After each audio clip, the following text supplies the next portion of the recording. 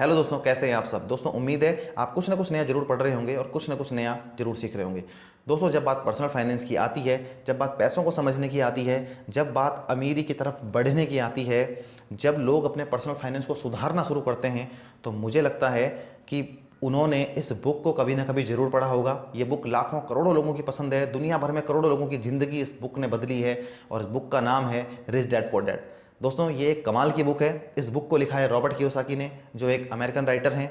इस बुक में रॉबर्ट ने अपनी कहानी के माध्यम से बताया है कि कैसे अगर आप ज़िंदगी में अमीर होना चाहते हो, कुछ बड़ा अचीव करना चाहते हो, एक सक्सेसफुल इंसान बनना चाहते हो, तो आपको लाइफ में क्या करना चाहिए, किन स्टेप्स को आपको अपनी लाइफ में फॉलो करना चाहिए ताकि आप ज़िंदगी में आगे बढ़ पाओ। तो चलिए दोस्तों शुरू करते हैं आज की बुक समरी।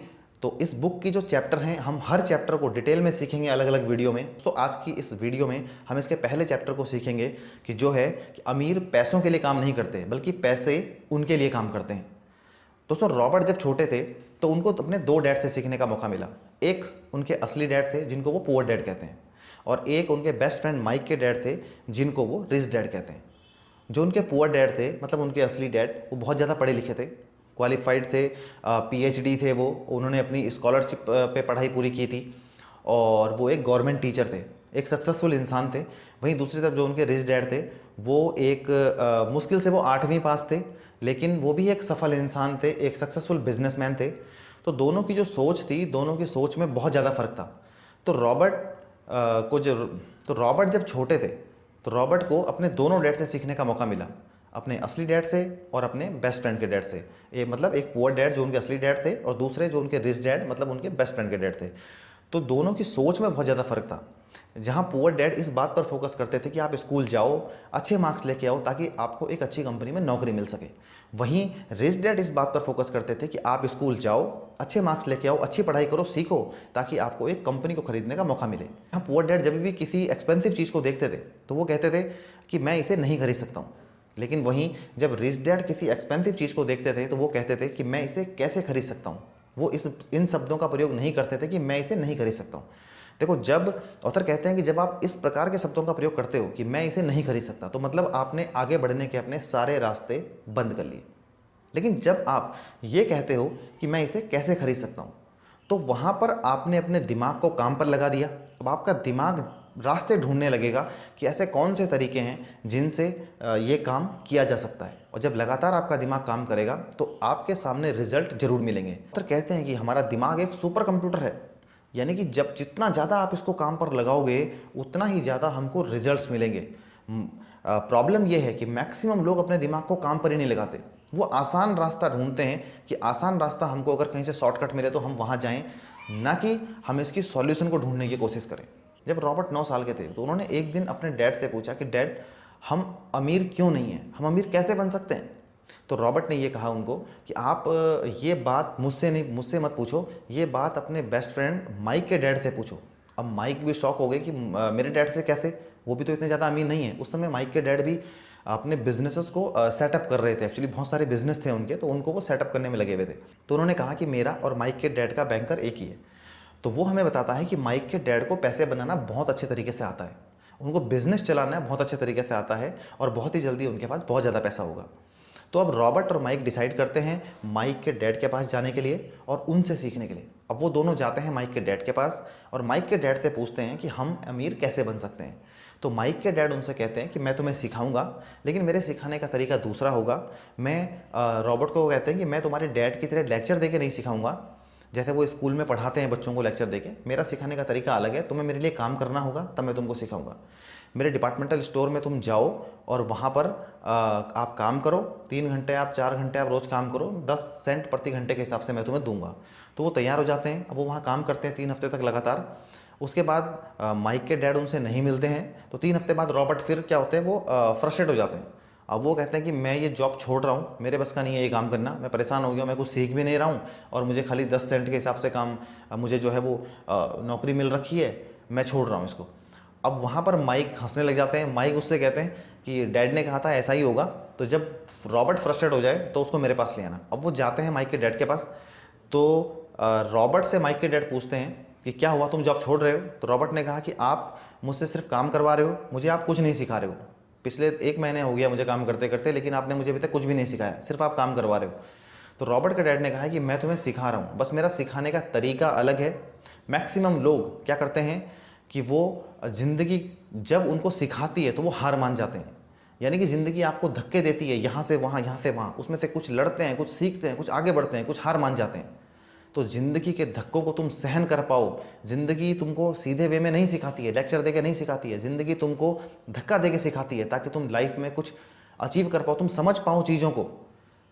तो वो कहते हैं कि तुम मुझे बहुत कम सैलरी पे कर रहे हो। तो माइक के डैड कहते हैं कि जितनी जल्दी हो सके तुम पैसों की वैल्यू को अगर छोड़ दोगे, यानी कि तुम जितनी जल्दी ये सीख लोगे कि सैलरी इंपॉर्टेंट नहीं है, इंपॉर्टेंट वो है कि जो तुम लाइफ में सीखोगे वो तुम्हें लाइफ में आगे लेके जाएगा, वो तुम्हें आगे पैसा बना के देगा।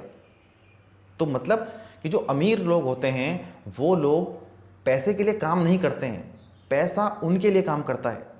मतलब अभी आपका जो फोकस होना चाहिए वो फोकस इस बात पे होना चाहिए कि आप सीखोगे कैसे। जितना ज़्यादा आप सीखते जाओगे, जितना ज़्यादा तुम्हें चीज़ें समझ में आएंगी, तुम्हारा फोकस पैसे पे नहीं है, तुम्हारा फोकस है सीखने पे। जब तुम्हारा फोकस सीखने पे रहेगा तो तुम्हें नई नई अपॉर्चुनिटीज सामने दिखेंगी, क्योंकि तुमको ये नहीं नज़र आ रहा है बस कि मुझे सैलरी लेनी है, तुमको ये नज़र आ रहा है कि जितो मैं काम कर रहा हूँ इस काम से मुझे क्या सीखने को मिलेगा, प्लस दूसरा आसपास क्या ऐसे ऑप्शंस हैं जिनको कि मैं कर सकता हूँ। और अगर ऐसी अपॉर्चुनिटीज़ आपने ढूंढ ली, ऐसी अपॉर्चुनिटीज आपने फाइंड कर ली, आपने माइंड उस पर फोकस कर लिया, तो आप अपने आप लाइफ में पैसा बनाओगे, क्योंकि आप उन चीज़ों को ग्रैब करोगे, उन अपॉर्चुनिटीज़ को, और वहाँ से फिर क्या होगा, आप एक ऐसा सिस्टम बनाओगे। अमीर लोग क्या करते हैं, अमीर लोग खुद काम करते हैं क्या, उन्होंने एक ऐसा सिस्टम बना रखा है कि लोग उनके लिए काम करते हैं और पैसा उनकी जेब में ऑटोमेटिक आता है।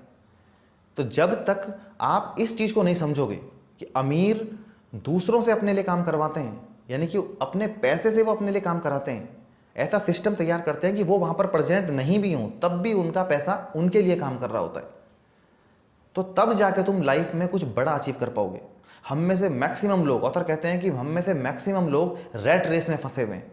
मतलब कि हम जॉब करते हैं, वहाँ से हमको पैसे मिलते हैं, उन पैसों से हम दुनिया भर की एक्सपेंसिव चीज़ें खरीदते हैं, फिर हमारे पैसे कम पड़ते हैं, हम जॉब बदलते हैं, फिर हम उनसे एक्सपेंसिव चीज़ें खरीदते हैं, फिर हमारे पैसे कम पड़ते हैं, फिर हम जॉब बदलते हैं। बस इसी रैट रेस में हम उलझे हुए हैं कि जो हम कमा रहे हैं, हमारी सैलरी मिलती है, उसको हम सारे एक्सपेंसेस में खर्च कर देते हैं। डैड उनको सिखाते हैं कि अपने जो काम है आपका, जो वहाँ से आपके पैसे को आपके लिए काम करना है। अगर आपको ही सारा काम करना पड़ेगा तो फिर आप तो वहाँ एक तरह से नौकरी कर रहे हो। तो अमीर लोगों की ये सबसे बड़ी खासियत होती है कि वो पैसे के लिए काम नहीं करते, पैसा उनके लिए काम करता है। वो कैसा एक ऐसा सिस्टम बना लेते हैं जिससे कि वहाँ पर पैसा आ रहा है। अब मान लो एक कॉलेज के ओनर हैं, उन्होंने एक सिस्टम बना लिया, वहाँ पर डायरेक्टर भी हैं, फैकल्टीज़ हैं, नॉन टीचिंग स्टाफ है, वहाँ पर दूसरे स्टाफ हैं जो काम कर रहे हैं। अगर किसी दिन ओनर ना भी जाएं, 15 दिन की ओनर अगर विदेश यात्रा पे भी निकल जाएं तो भी कॉलेज चल रहा है, क्योंकि डायरेक्टर को अपना काम करना है, बाकी सब फैकल्टीज़ को पढ़ाना है, नॉन टीचिंग वालों को अपना काम करना है, तो वो सब अपना काम करने में लगे हुए हैं। ओनर के पास पैसा जा रहा है। तो ये एक सिस्टम है, इसी सिस्टम को अमीर लोग समझते हैं, वो इस सिस्टम को बनाते हैं, ऐसा सिस्टम बनाते हैं कि सिस्टम उनको पैसा बना के देता है। इसलिए उनका फोकस उस सिस्टम को बनाने पे होता है, उनका फोकस वो चीज़ें सीखने पे होता है कि कैसे वो अपॉर्चुनिटीज़ हमें मिलें कि हम लाइफ में इस तरह से चीज़ें कर पाएँ। और हमारा फोकस जो है, मैक्सिमम लोगों का फोकस इस बात में है कि हमें सैलरी ज़्यादा कैसे मिले। बस सिर्फ हम सैलरी तक ही सोचते हैं, और जैसे हमको सैलरी मिलती है हम उस सैलरी को सारा खर्च कर देते हैं। बड़ा घर, बड़ी गाड़ी, बड़े मोबाइल फ़ोन, महंगे कपड़े सब ले लेते हैं। फिर हमारी सैलरी कम पड़ने लगती है, फिर हम कहते हैं हमारी सैलरी काश और बढ़ जाती, तो फिर हमारे थोड़े हमको शांति मिल जाती। लेकिन हम ये देखते हैं कि जब हमारी सैलरी बढ़ती है हमारे खर्चे और ज़्यादा बढ़ जाते हैं। मैक्सिमम लोग ऐसे ही हैं जो 1.5 लाख, 2 लाख, 2.5 लाख, 3 लाख रुपये महीना भी कमा रहे हैं, उनका भी पैसा बचता नहीं है, उनके खर्चे भी उसी हिसाब से ही हैं। कुछ लोग बचा पाते होंगे लेकिन मैक्सिमम लोग नहीं बचा पाते, क्योंकि मैक्सिमम लोगों के खर्चे भी उसी हिसाब से इंक्रीज़ हो रहे हैं जिस हिसाब से उनकी इनकम इंक्रीज़ हो रही है। तो ये रैट रेस है। जब तक फोकस आपका सैलरी पे रहेगा, जब तक फोकस आपका इस बात पे रहेगा कि मुझे पैसा ज़्यादा कैसे मिलेगा, जब तक आप अमीर नहीं बन पाओगे।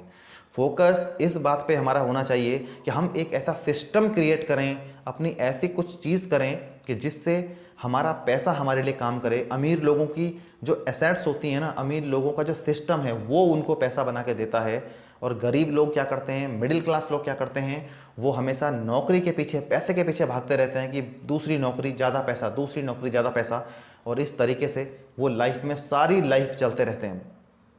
अमीर सिर्फ वो नहीं है जिसके पास महंगी गाड़ी है, महंगा घर है। अमीर एक्चुअली वो इंसान है जो इंसान खुद काम ना कर रहा हो, लेकिन उसका बनाया हुआ सिस्टम उसके पास पैसा लेके आ रहा हो, यानी कि उसकी जो पैसिव इनकम है वो उससे उसके सारे खर्चे पूरे हो रहे हैं और उसकी इवन लग्जरी लाइफ भी उसी से पूरी होती है, क्योंकि उसका जो इनकम है, वो जो इनकम है वो दूसरी जगह से उसकी आ रही है, पैसिव इनकम। वो खुद काम नहीं कर रहा है लेकिन उसकी इनकम आ रही है, उससे वो खर्च कर रहा है। लेकिन मिडिल क्लास लोग पूरे महीने भर मेहनत करते हैं, पूरे महीने भर मेहनत करने के बाद और आखिरी में उस पैसे को ऐसी चीज़ों में खर्च कर देते हैं जिनकी वैल्यू रात दिन कम हो रही है, लगातार उनकी वैल्यू जो है वो कम होती जाती है।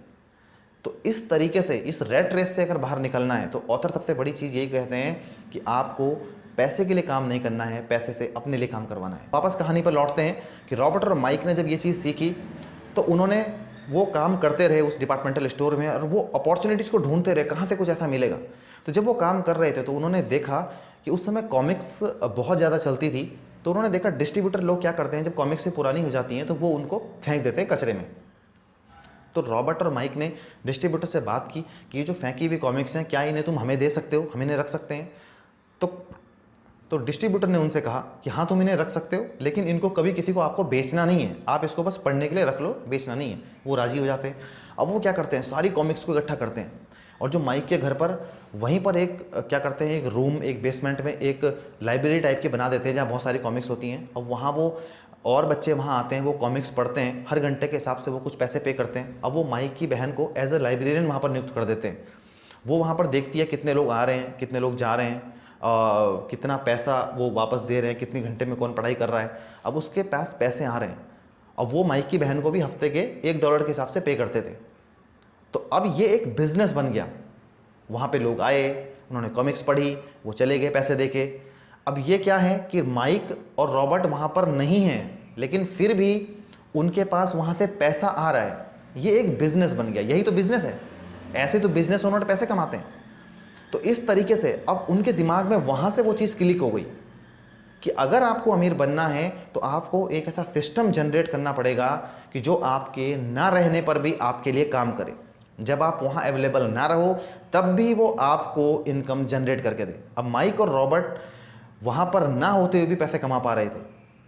कुछ दिनों बाद हालांकि वहाँ पर कुछ प्रॉब्लम्स वगैरह हो गई सोसाइटी में, तो उनको वो बंद करनी पड़ी। लेकिन एक चीज़ उनके दिमाग में वहाँ से एक सोच ने जन्म ले लिया, और एक सोच जो उनके आगे जाके लाइफ में बहुत बड़ी काम आई, वो ये थी कि अमीर पैसों के लिए काम नहीं करते, पैसा उनके लिए काम करता है। तो दोस्तों, अगर आप भी अपनी लाइफ में कुछ अचीव करना चाहते हो, अपनी पर्सनल फाइनेंस की जर्नी को आगे बढ़ाना चाहते हो, पैसे को समझना चाहते हो, अमीर बनना चाहते हो, तो आपको ये बुक जरूर पढ़नी चाहिए। और इस बुक का जो पहला लेसन हमने सीखा वो ये था कि अमीर पैसों के लिए काम नहीं करते, बल्कि पैसा उनके लिए काम करता है।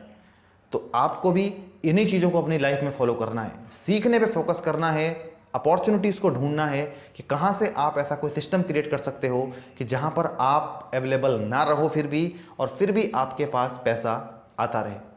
तो दोस्तों, उम्मीद है आज की वीडियो आपको पसंद आई होगी। वीडियो आपको कैसे लगी हमें कमेंट बॉक्स में कमेंट करके ज़रूर बताएं।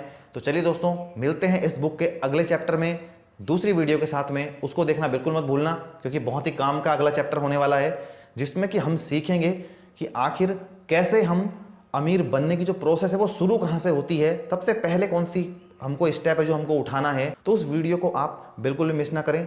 तब तक के लिए पढ़ते रहिए, सीखते रहिए, आगे बढ़ते रहिए।